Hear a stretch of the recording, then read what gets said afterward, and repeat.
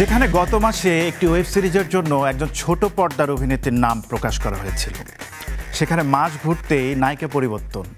প্রেমের গুঞ্জনেই কি এই পরিবর্তন নাকি অন্য কিছু?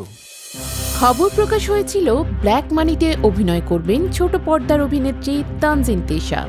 তবে মাস ঘুরতেই রাফির এই প্রজেক্টের নায়িকা পরিবর্তন হলো। সম্প্রতি মিডিয়া পাড়ায় রাফি তিশার প্রেমের গুঞ্জন ছড়িয়ে পড়ে, যদিও কোনো পক্ষই এর সত্যতা নিশ্চিত করেনি।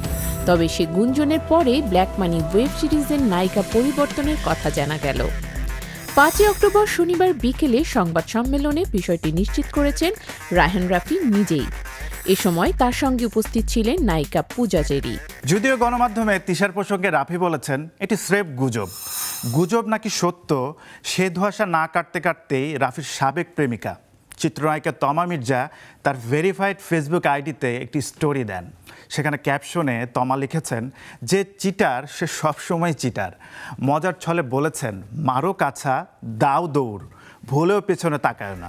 3টি বিষয় সবসময় মাথায় রাখা উচিত উল্লেখ করে তমা লেখেন, একবার যে প্রতারণা করে সে সবসময় প্রতারণা করে, একবার যে মিথ্যে বলে সে সব সময়ই মিথ্যে বলে।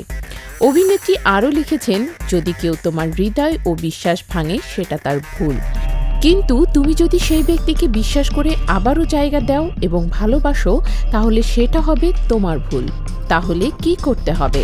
নায়িকা মজার ছলে বললেন, মারো কাছা দাও দৌড়, ভুলেও পেছনে তাকায়ও না। তমার স্টোরি দেখে নানান প্রশ্নের জাল বুনছেন নেটিজেনরা। হঠাৎ কাকে উদ্দেশ্য করে এমন পোস্ট দিলেন এই অভিনেত্রী? সেই প্রশ্নের উত্তর খুঁজতে গিয়ে তার পুরনো সম্পর্কের কথাই টানছেন নেটিজেনরা। নিউজের মন্তব্যের ঘরে তারা লিখেছেন, কাকে? আবার রাফিকে? রায়হান রাফিকে মনে হয় কেউ আবার স্পষ্টই বলেছেন রাফিকেই চিটার বলেছেন তমা মির্জা। তমা রাফিকেই যদি চিটার বলে থাকেন তাহলে রাফি কি আগে থেকেই চিটার ছিলেন? আপনারা কি ভাবছেন? আমাদের কন্টেন্টটিতে মন্তব্য করে জানাবেন।